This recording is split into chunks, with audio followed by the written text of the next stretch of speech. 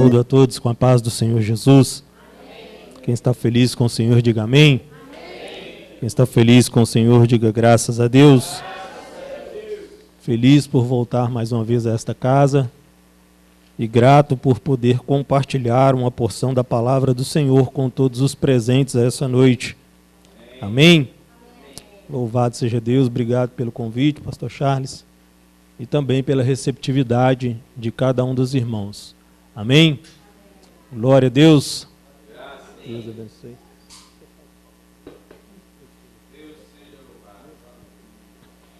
Queridos,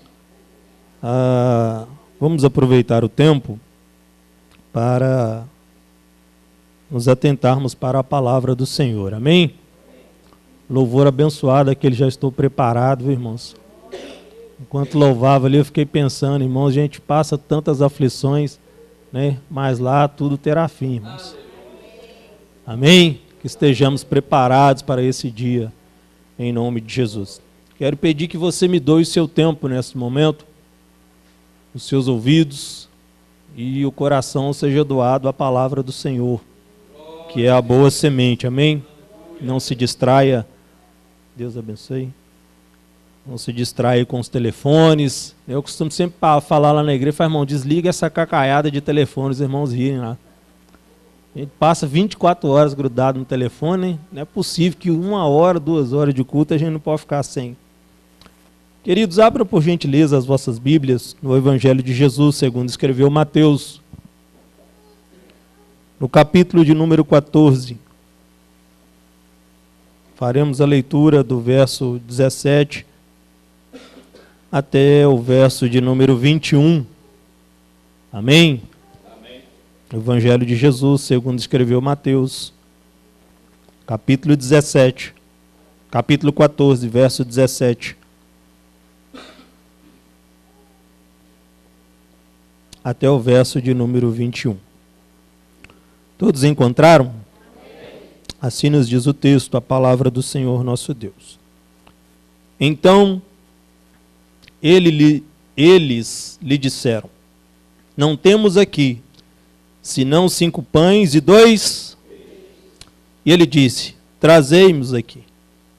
E tendo mandado que a multidão se assentasse sobre a erva, tomou os 5 pães e os 2 peixes, erguendo os olhos ao céu, os abençoou, e partindo os pães, deu-os aos discípulos, e os discípulos à multidão. E comeram todos, e saciaram-se, e levantaram dos pedaços que sobejaram 12 cestos cheios. E os que comeram foram quase 5.000 homens, além das mulheres e crianças. É gente demais. Naquele tempo lá, a filha era... Vamos orar? Pai, obrigado pela tua palavra.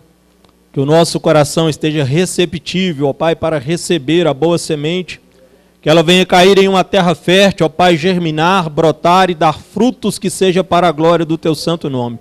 Joga por terra, Senhor Deus, todo bloqueio na nossa mente, no nosso coração, que queira ser barreira, ó Pai, para recebermos aquilo que o Senhor tem para nós, através da tua palavra, em nome de Jesus.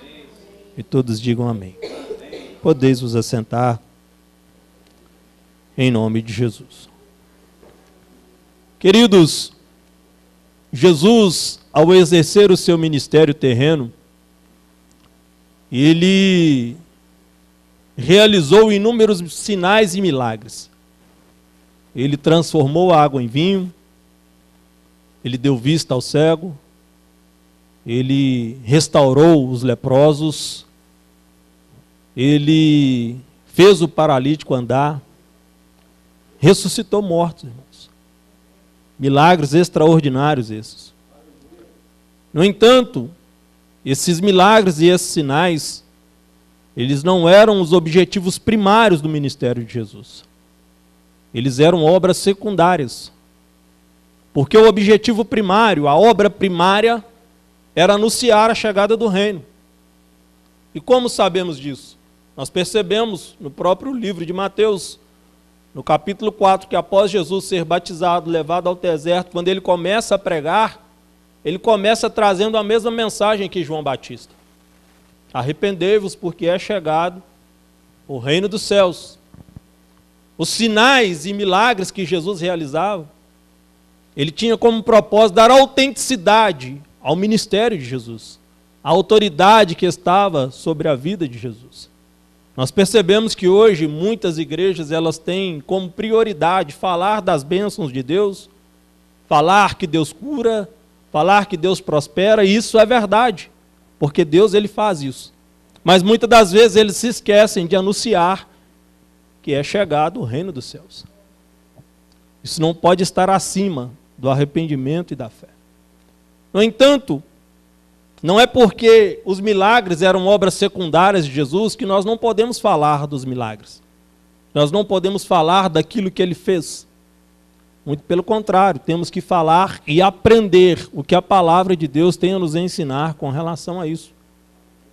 Então, nessa noite, nós vamos aqui aprender acerca desse milagre da multiplicação. Amém? Quem precisa viver a multiplicação na sua vida, diga amém. Amém. Quem deseja viver a multiplicação na sua vida, diga amém. Amém. Glória a Deus por isso. Muitas das vezes alguém possa ter feito a seguinte pergunta, né, que eu já fiz. Por que muitas pessoas se sobressaem diante de algumas situações e eu não? Aí tem outros que vão além, né? Mas parece que eu não tenho sorte, todo mundo tem. Mas crente não tem sorte, irmão. Crente tem Deus. Amém? E qual que é o segredo para vivermos em pleno século 21, o milagre da multiplicação? Não tem segredo, irmão. Por que não tem segredo? Porque Deus já revelou na sua palavra. O que precisamos é nos atentar para algumas verdades e sermos iluminados pelo Espírito para vivenciarmos os milagres da parte de Deus. O milagre da multiplicação. Deus ele já tem nos abençoado. São princípios que muitas das vezes passam despercebidos às nossas vidas. Eu confesso aos irmãos que o que eu quero passar para os irmãos aqui, eu também estou aprendendo, irmãos. Depois de muita pancada na vida. Eu percebi que muitas coisas aconteceram na minha vida por causa dos meus próprios erros. Não por causa da infidelidade de Deus. Porque geralmente as pessoas têm essa ideia, né? Esses dias eu conversando com um rapaz no trabalho e ele chegou bravo lá. Falei, e aí, Cristo, por que você não veio trabalhar? Ele falou, não, estava sem dinheiro para pôr gasolina para rodar. Falei, cara, por que você não mandou uma mensagem, a gente fazia um pix junto que não? Já falei com Deus que eu não aceito receber nada de ninguém, que eu sou dizimista fiel. Falei, você está errado, irmão. Falei, você está errado. E aí fui explicar para ele. Então, muitas das vezes, nós estamos errados. Não é uma infidelidade da parte do Senhor. E nós vamos ver isso aqui no decorrer do texto. Quando nós vemos aqui a partir dessa primeira multiplicação dos pães e peixes, Jesus, quando ele escutou que João Batista havia sido decapitado, a Bíblia vai dizer no verso 13, quando ele ouve isso, ele se retira em um barco para um lugar deserto, apartando. Então Jesus queria, digamos, um momento de sossego diante de toda a confusão, a partir da morte de João Batista. Mas quando nós olhamos para Jesus, nós vemos que Jesus não tinha um momento de sossego. Até quando ele se retirava, a multidão descobria onde que ele estava. Nós não, muitas das vezes nós queremos sossego. Entramos para dentro de casa, fechamos a porta, se alguém bate. Né? Crente não faz isso, mas no mundo, muitas das vezes a gente fazia, né? Fala que eu não estou aqui não. Crente pode fazer isso não, meu irmão. Mas Jesus não tinha esses momentos. O próprio texto vai dizer que ele se aparta, ele retira para um lugar deserto, sabendo o povo, seguiu a pé até as cidades. Prova de que Jesus não tinha sossego, irmão, quando ele estava dentro da casa, a Bíblia vai dizer que não tinha lugar para o povo passar, a porta entupida. Ele assentado à mesa, sobe em 4 homens com um paralítico no telhado. Jesus não tinha tranquilidade. Mas o que me chama a atenção é que as multidões sempre acompanharam Jesus durante seu ministério, pastor. E eu refleti sobre isso com relação ao nosso contexto que vemos hoje em dia, em muitas igrejas. Porque Jesus, mesmo uma multidão acompanhando, ele não se sentia uma celebridade. não se sentia um popstar. Hoje em dia não, né? A pessoa tem 1000 seguidores na internet e acha que é famoso. Não é? Você é um pregador itinerante que todo mundo vai atrás, faz até fila para tirar foto. Não estou falando que não possa fazer isso. Mas Jesus não, irmão. Permanecia na mesma humildade, cumprindo o seu propósito, pregando o evangelho do reino. E abençoando vidas ao seu redor. A humildade nunca pode se apartar da vida daqueles que querem viver o milagre da multiplicação. Então essa multidão, elas vão até Jesus, Jesus se compadece dela, o texto vai dizer que ele cura muitos enfermos, e já era tarde. Aí os discípulos chegam até Jesus, naquele lugar deserto, e dizendo assim, olha, já é tarde, o lugar é deserto, a hora avançada, despede a multidão para que vá às aldeias e comprem comidas para si. E Jesus se volta para eles, no verso 16, dizendo assim, olha, dê vocês mesmos a essa multidão de comer. Jesus estava delegando aos discípulos uma missão. Então os discípulos vão até Jesus e dizem o seguinte, no verso 17, não temos aqui, senão 5 pães e 2? 5 pães e 2? 5 pães e 2 peixes. Quando a gente prega uma mensagem mais de uma vez, algumas coisas elas vão aparecendo. E aí eu comecei a refletir sobre isso, que muitas das vezes é barreira para que as pessoas vivenciem o milagre da multiplicação. De onde surgiu? De onde veio os 5 pães e os 2 peixes? Certamente alguém teve que pescar, sim ou não? O pão teve que alguém teve que fazer, não sei quem foi. Não sei se eles ganharam, mas alguém teve que pescar. Alguém teve que amassar ali, né? Naquela época, solvar a massa que fala, né? E fazer o pão. E aí eu entendi que o primeiro princípio para vivenciarmos o milagre da multiplicação está ligado à produtividade. O que eu quero dizer com isso? Muitas pessoas querem viver o milagre da multiplicação, mas não produzem nada. Cortella ele vai dizer algo interessante, que ele ensina para os filhos, que a vaca não dá leite. Mas como assim a vaca não dá leite? Não, não dá leite. Você tem que acordar de madrugada, você tem que ir no curral, você tem que amarrar a pata da vaca, senão ela chuta o balde. Você tem que ficar de olho no rabo da vaca, senão ela bate no balde lá. É ou não é? Você tem que ordenhar a vaca para se ter. Então, para vivermos o milagre da multiplicação, irmão, precisa produzir. Muitas pessoas querem viver o milagre, mas não produzem absolutamente nada. Passa o dia inteiro na internet. Dorme o dia inteiro, mas quer viver o milagre da multiplicação. O milagre da multiplicação no texto em si partiu de algo que eles já tinham. Alguém teve que pescar, alguém teve que fazer o pão. É necessário trabalhar, irmãos. Amém.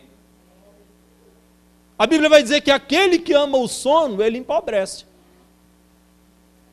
A pessoa acorda 2 horas da tarde, não produz absolutamente nada. Como viver o milagre da multiplicação sem entender esse princípio? Na maioria das pessoas, o dia rende mais, ou a produtividade rende mais na parte da manhã. Eu, particularmente, sou assim. Se eu acordar um pouquinho mais tarde, eu já fico meio deslocado. E como produzir acordando 1 hora da tarde? Como produzir passando o dia inteiro na internet, cuidando da vida dos outros? É impossível vivermos o milagre da multiplicação sem produção, irmãos. É necessário produzir.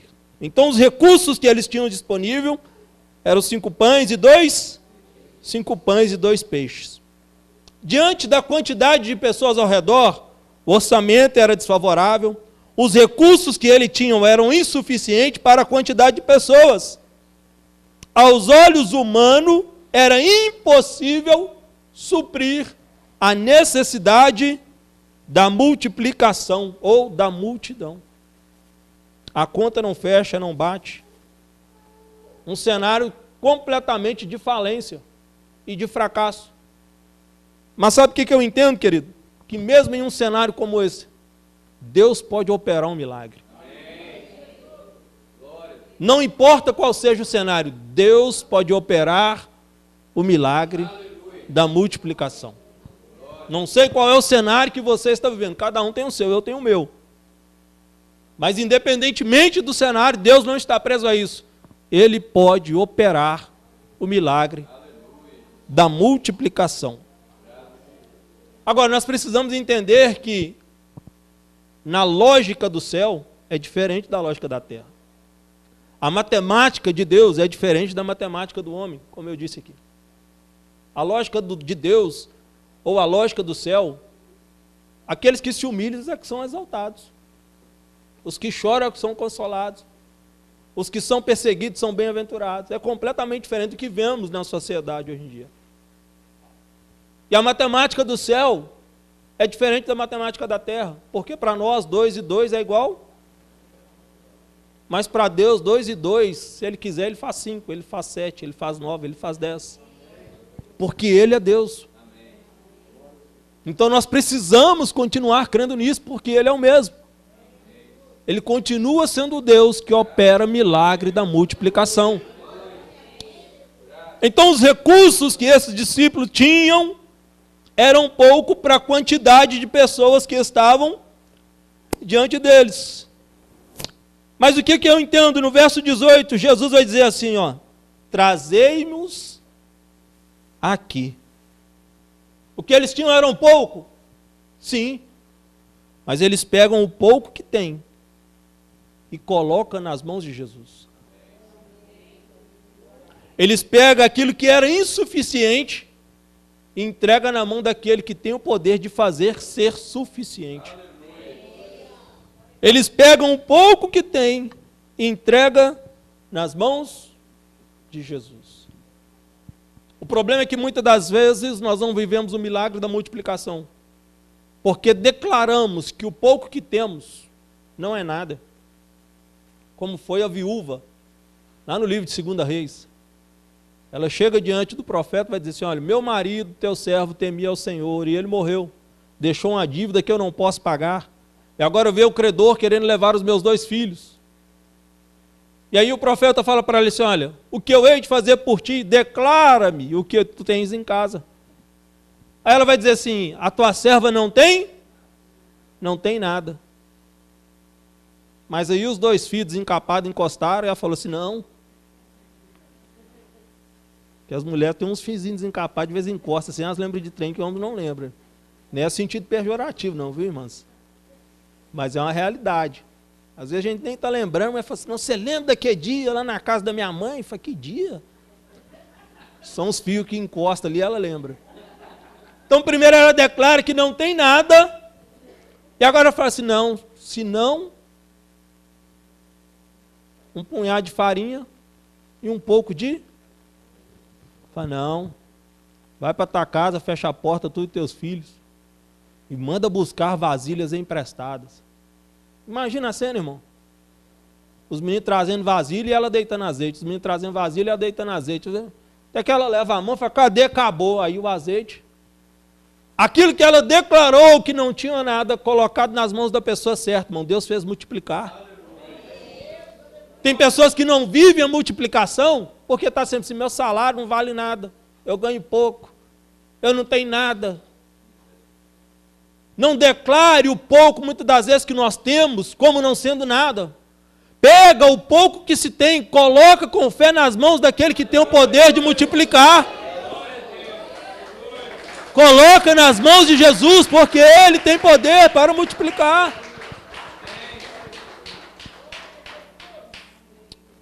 Nós precisamos entender isso. Quando colocamos fé no pouco que temos, Deus tem o poder de operar. Deus tem o poder de multiplicar. Deus tem o poder de nos surpreender. E por que é que eu sei disso? Porque Deus, Ele não mudou. Ele permanece o mesmo. Ele é o mesmo. Nós é que mudamos. Nós vivemos em um cenário ou em um contexto onde que nós depositamos a nossa confiança nos nossos recursos. Onde nós colocamos a nossa confiança não no provedor, mas na provisão. Nós não fomos chamados para confiar nos recursos, mas na fonte que é Deus. Deus, Ele continua operando milagres, irmãos. Deus, Ele continua multiplicando. Deus, Ele continua fazendo o extraordinário. E nós precisamos crer nisso, confiar nisso. E enxergar isso. Eu gosto sempre de trazer uma reflexão dos crentes mais experientes, né? Os crentes do passado.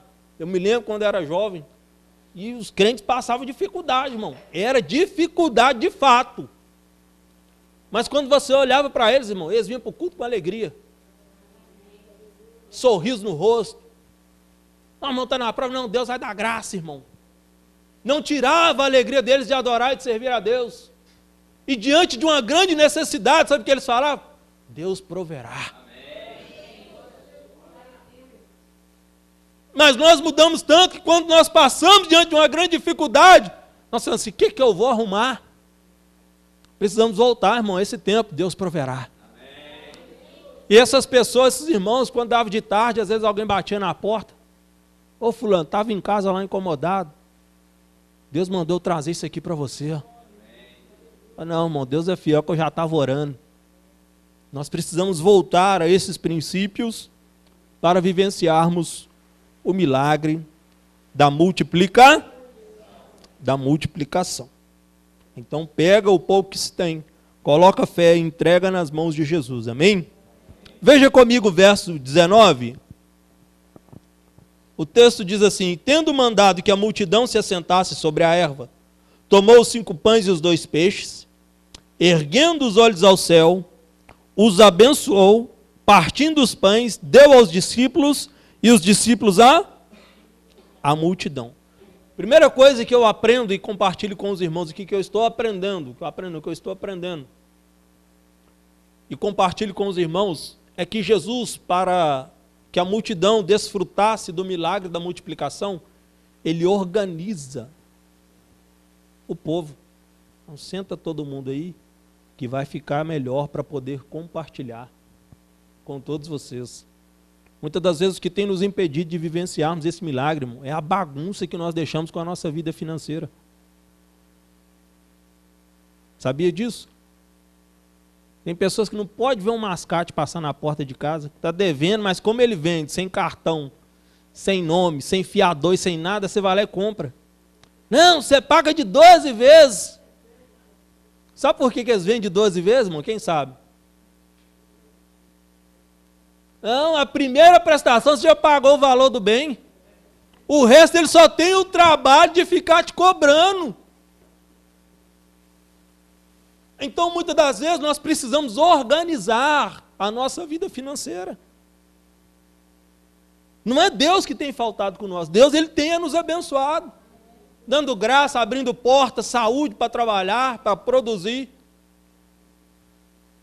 Nós precisamos organizar algumas coisas lá em casa, compartilhar algumas questões pessoais aqui.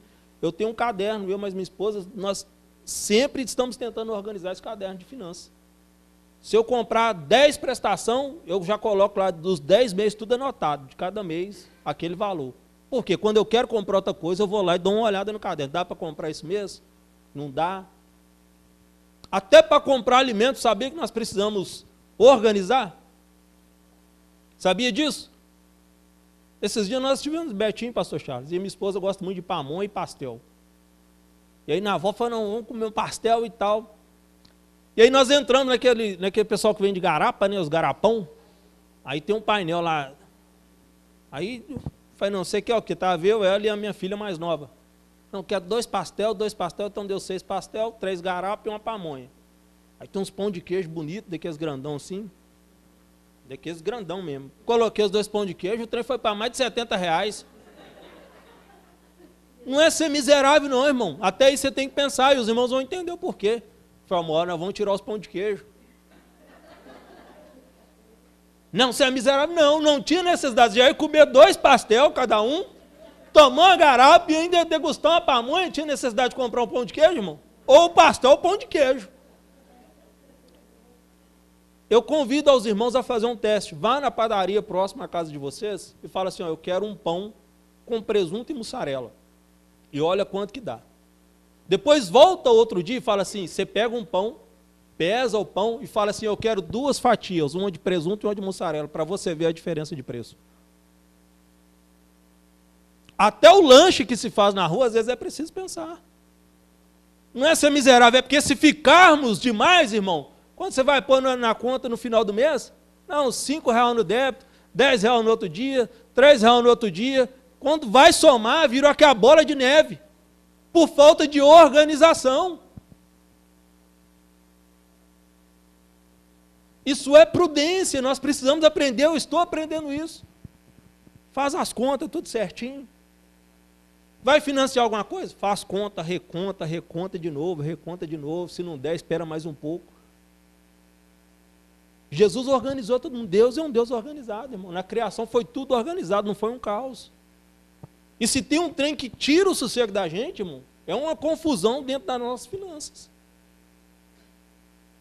Tira o sossego de muitas pessoas, tira a alegria de viver, vira tormenta.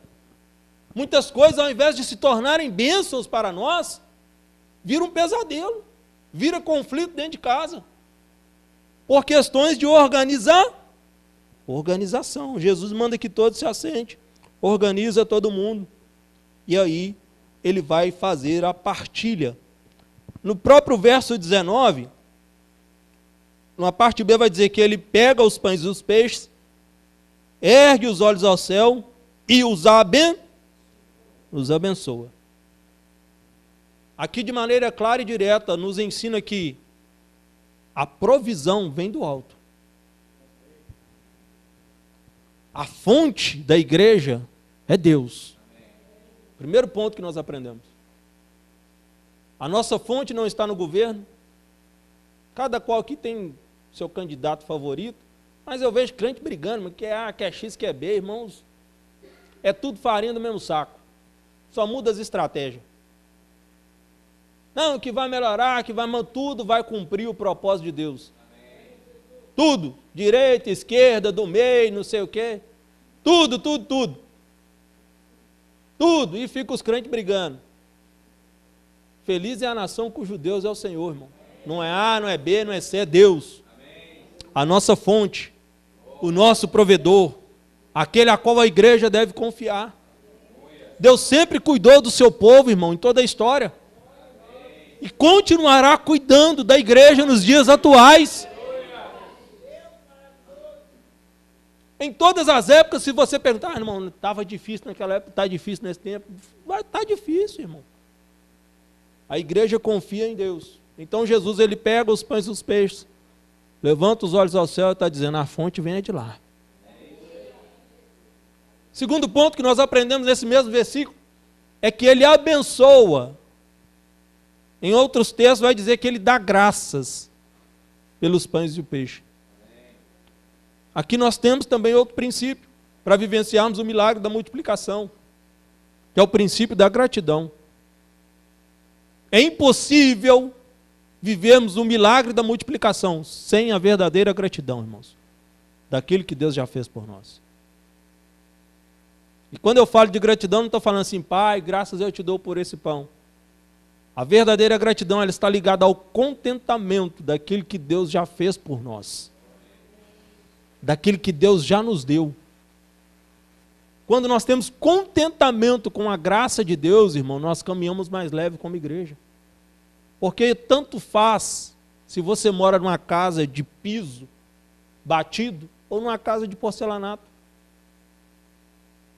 Quando eu tenho contentamento com a graça de Deus, tanto faz se eu dirijo um carro 2025 ou um carro 97 como o meu. Eu não estou dizendo de um comodismo, não, eu estou aqui e vou ficar aqui, não, você pode almejar. Eu estou dizendo de contentamento, falando, irmão, estou feliz com a graça de Deus, eu estou feliz porque Deus me salvou, eu estou feliz porque Ele me resgatou do lamaçal de pecado, eu estou feliz porque eu não tinha perspectiva e Ele me chamou para a sua maravilhosa presença.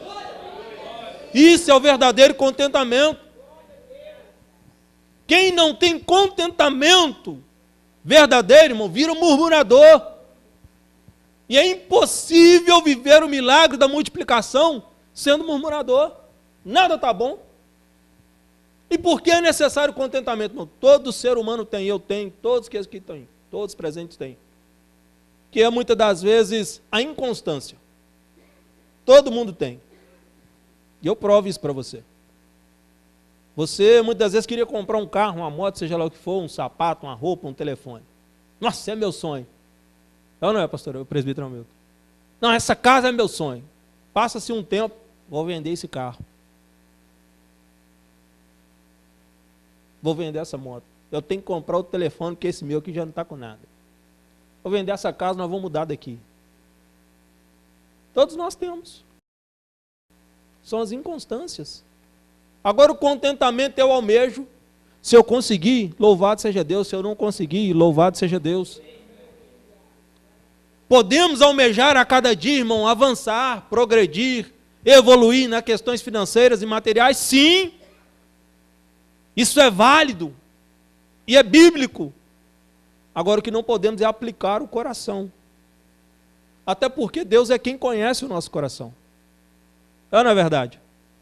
Tem pessoas que é crente, ele vai viver crente, morrer crente, vai ir para a glória crente, mas vai passar a vida inteira só com o básico.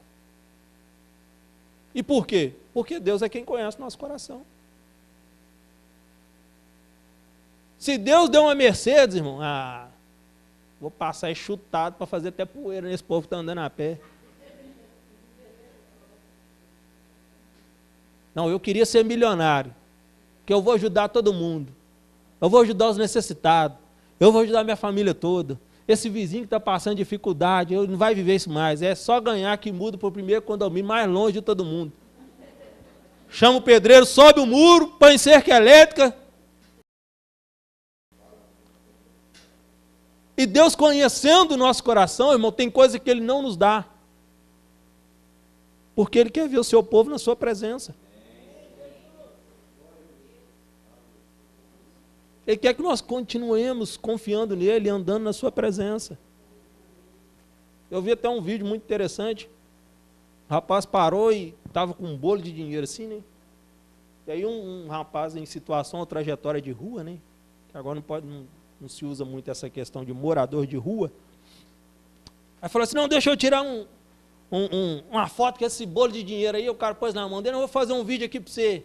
Aí veio um outro em situação, trajetória de rua, para poder entrar na cena. Falou, não, vai trabalhar, vagabundo. Um que estava na mesma situação, falando com o outro, só porque pegou um bolo de dinheiro para fazer um vídeo, irmãos. O coração do homem muitas vezes é assim. Então Deus, Ele nos conhece. Tem coisa que Ele não vai nos dar. Tem coisa que Deus não vai dar.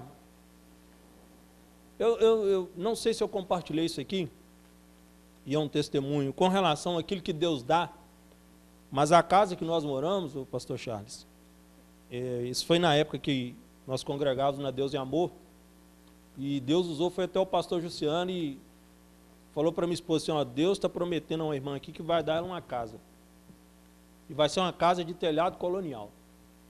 Irmão, isso aqui não é falácia para poder enganar e nem iludir, até porque nós não usamos. O nosso ministério não tem um hábito de dar ênfase a questões materiais, mas sim em questões do reino. E aí minha esposa riu. Passou-se 4 anos, a minha filha mais nova nasceu, a Isabelle. Ela nasceu com gasiterite, ela tem ainda algumas alergias, e ela não podia com leite, o leite que ela tinha que tomar era o New Kate, caríssimo. Não sei quanto está hoje, mas é caro, é bem caro. A lata desse leite é bem caro. Sei que nessas andanças nós conseguimos não, Deus preparou uma senhora, ela mora ali na Otacílio Negrão de Lima, Ângela Maria Cury. Eu estou dando detalhes para que os irmãos entendam que de fato tem-se uma veracidade nisso. O marido dela já faleceu, Emil Cury. Eles eram sócios da Barbosa Melo S.A., uma construtora, bem como várias questões de mineração. E aí a filha dessa dona, Maria Emília, começou a nos ajudar com esse leite. Eu lembro que nós morávamos em uma casa de favor, e ela chegou um dia lá em casa com a L200, com a carroceria lotada de coisa, irmãos. E pôs assim no chão da sala, que é muita coisa, as meninas estavam igual pinto no lixo. Tomava iogurte, comia uva e... Mas eu vou falar que você foi um maná completo. A época das vacas gordas. Era tanta coisa, irmão, que nós começamos a dar para as pessoas. E aí, nesse meio tempo, eu vou resumir por conta do horário. Minha filha começou a melhorar e minha esposa chegou para ela e falou: Dona Ângela, eu agradeço pela ajuda que a senhora tem nos dado, mas não será mais necessário o leite.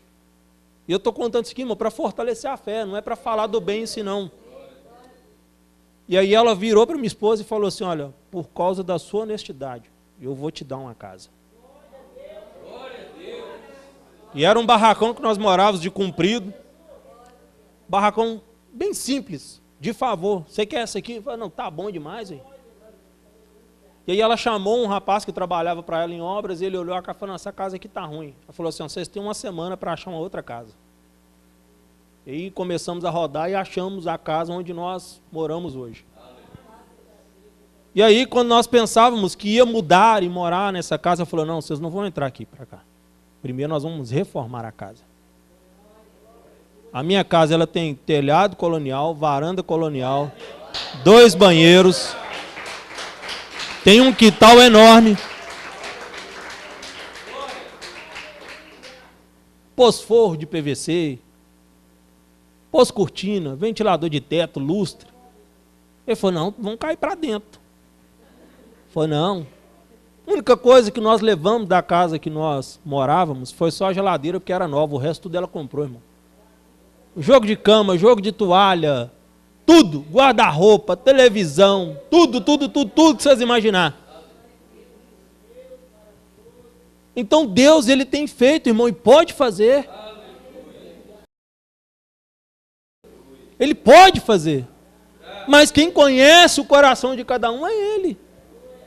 Não é porque eu sou melhor, não, que você vive, não. Cada qual Deus trata segundo o seu querer e segundo aquilo que é necessário. Mas isso é para dar evidência que Deus, Ele tem poder, irmão, de dar. De literalmente dar.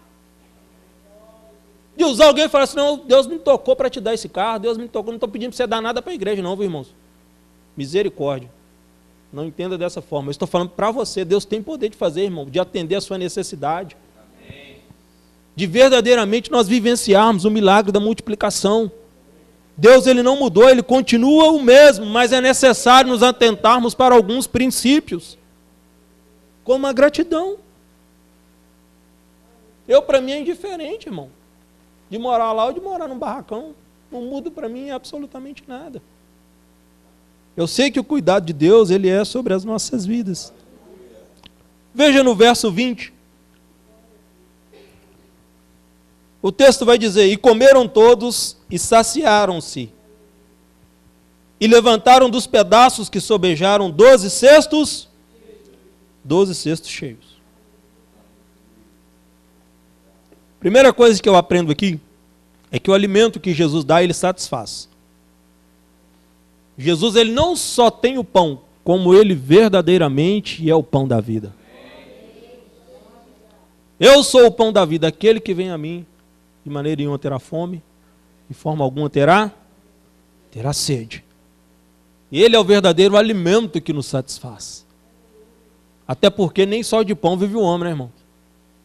Mas de toda a palavra que procede da boca do Senhor. Segundo ponto que nós aprendemos nesse verso 20, na parte B, é que aquilo que sobrou, Jesus não mandou jogar fora. Ele manda juntar. Muitas das vezes nós não vivemos o milagre da multiplicação por causa do desperdício, irmão. Acha que está sobrando, joga fora. Arroz requentado eu não como. É muito melhor um arroz novo, sim ou não? Mas por que eu vou jogar o arroz de ontem fora? Lá em casa eu falo direto, falo: não, quando tiver na segunda água do arroz novo, você pega o de ontem e joga em cima, que fica 0 bala. Café caro do jeito que está, tem irmão que não toma café requentado, não, irmão. Pão de quinho de leite que fica bom. Eu esquento direto lá em casa.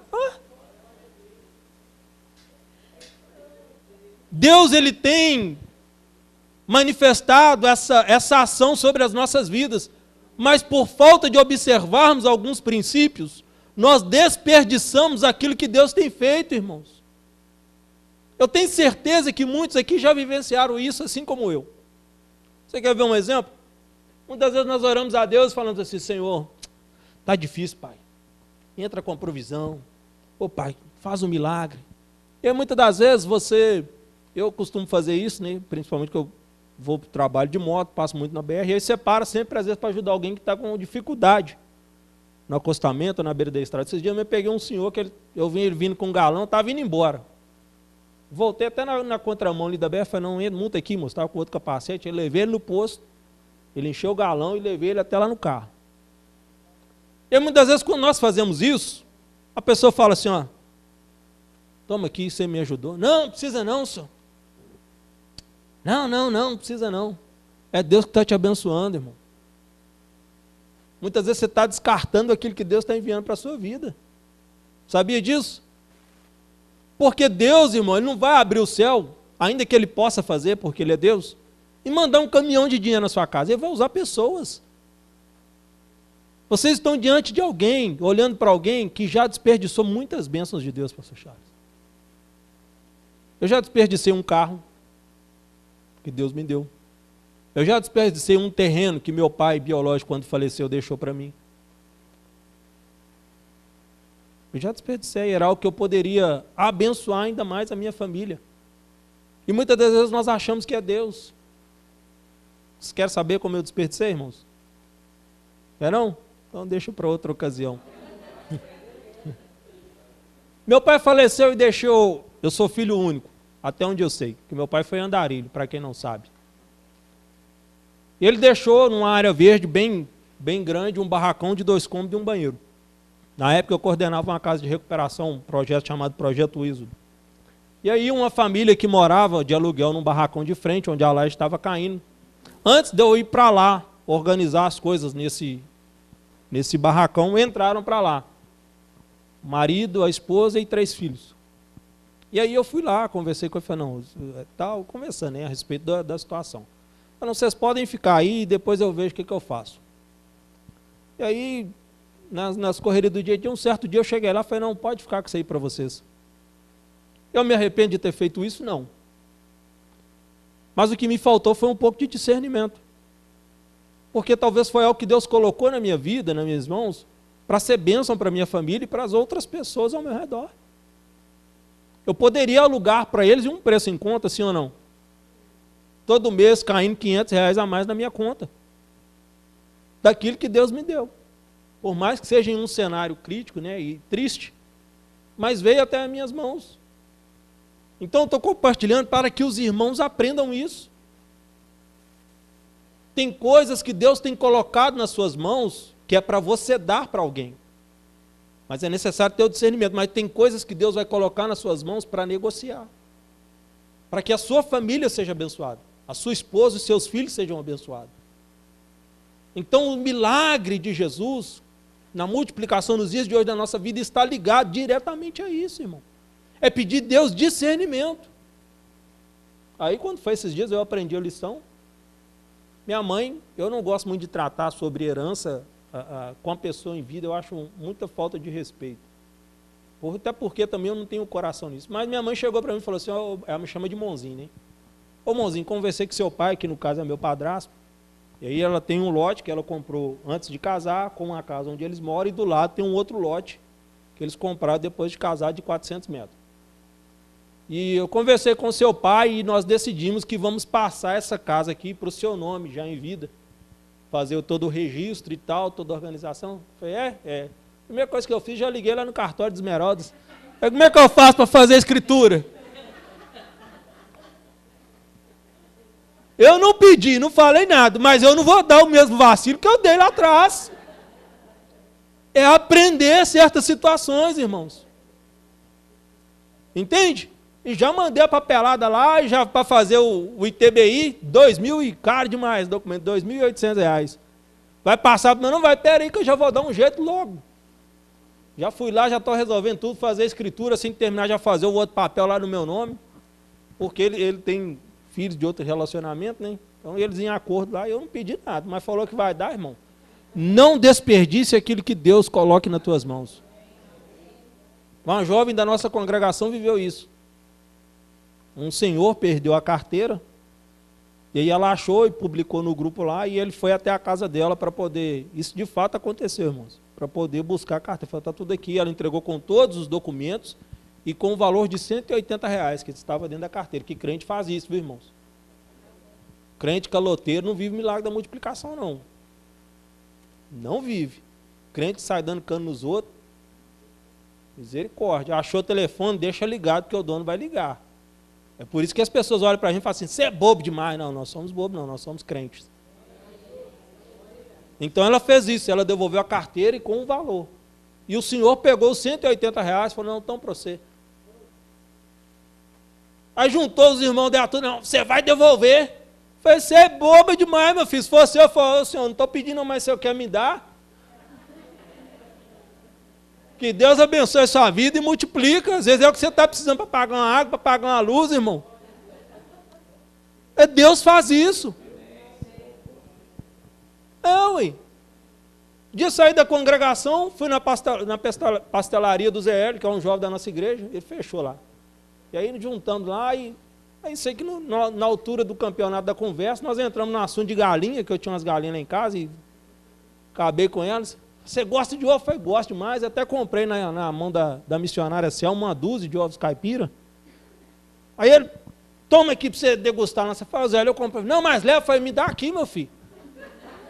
Você acha só porque eu comprei 12, eu não vou pegar mais 10, não? Levei logo para casa.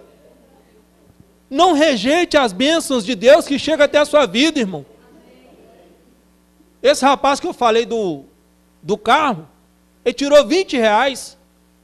Falei, ô moço, não, ele falou comigo desse jeito, pastor, diante de Deus. Não atrasa a bênção de Deus na minha vida, não. Você me abençoou, eu quero te abençoar. Amém. São princípios, irmão, que nós precisamos aprender. Deus, ele usa pessoas, crentes ou não crentes. Essa dona mesmo que nos deu a casa, ela não é uma pessoa cristã. Mas deu. Então, muitas vezes a gente fica naquela, né, em certo sentido, querendo dar uma sensação de humildade, né? Não, irmão, se Deus está dando, é porque é para você.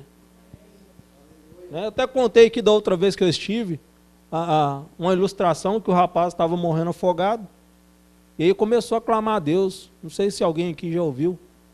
Oh, Deus, me salva, me salva, me salva. Aí veio um senhor num jet ski. Monta aí, rapaz. Não, Deus vai me salvar. Aí passou do jet ski, veio um no barco. Monta aqui, rapaz. Não, Deus vai me salvar, precisa não. Veio uma lancha gigante. Não, Deus vai me salvar. O que aconteceu? Morreu afogado. Chegou lá no céu e falou, Deus, clamei ao Senhor. O Senhor não me salvou. O meu filho, eu mandei um jet ski. Mandei um barco. Mandei uma lancha e tu não quis, santo. Então Deus, ele tem operado em nosso meio, tem cuidado do seu povo, tem manifestado dessa graça maravilhosa sobre as nossas vidas, mas muitas coisas nós não aprendemos a desfrutar diante daquilo que Deus nos deu. Então receba sempre, amigo, que alguém for abençoar a sua vida, fala, mano, Deus te abençoe. Ontem mesmo eu vivi isso lá, ué. Né? Teve um tropeiro lá da igreja sede, né, pastor Charles? E aí iríamos arrecadar para poder enviar para as missões lá, em Moçambique, né? Aí eu estou na fila lá para poder efetuar o pagamento, abençoar lá. Aí o irmão chegou para mim e falou, não, alguém já pagou o seu? Eu falei, é? É. É assim que Deus faz, irmão. Deus usa pessoas. Deus usa pessoas para nos abençoar. E muitas vezes nós despachamos aquilo que Deus tem nos dado. Não desperdice aquilo que o Senhor tem te dado. Não jogue fora aquilo que o Senhor tem te dado. E certamente você vai viver o milagre da multiplicação na sua vida. Começa a observar, eu estou aprendendo isso, irmão. Eu estou aprendendo isso. O que eu estou passando para os irmãos, o que eu estou aprendendo. E já tem me livrado de muitos conflitos com relação a essas questões.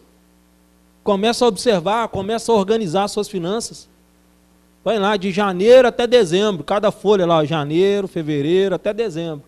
Aí põe as contas fixas. Água, luz, internet. Aí põe as contas parceladas, se é 10 vezes. Quando você for comprar, dá uma olhadinha no caderno. Fala, esse mês já está ruim, então vou esperar o outro mês. Porque geralmente nós jogamos a culpa em Deus, né? Pô, Deus, será que o Senhor não está vendo o que eu estou passando, Senhor? Que dificuldade. Mas às vezes é falta de princípios. Porque Deus, Ele continua sendo o mesmo. Amém? Que Deus os abençoe em Cristo Jesus. Deus fortaleça a vida de cada um dos irmãos. O milagre da multiplicação é algo extraordinário, irmãos. E tem um mistério aqui inserido. Que quanto mais eles partilhavam, ao invés de acabar o estoque, foi multiplicando. Muitas vezes a gente acha que é o ser mão de vaca, né? Não dou não. A generosidade também faz multiplicar, irmãos. Porque aquilo que Deus nos dá também é para partilhar. Né? O carro que temos é para a glória de Deus, sim ou não? A nossa vida é para a glória de Deus. E para ser para a glória de Deus é servir o próximo. Então aquilo que o Senhor tem nos dado, os recursos que temos, também é para abençoar a vida de terceiros. Amém? Deus os abençoe em nome de Jesus. Deus é bom. Obrigado, pastor.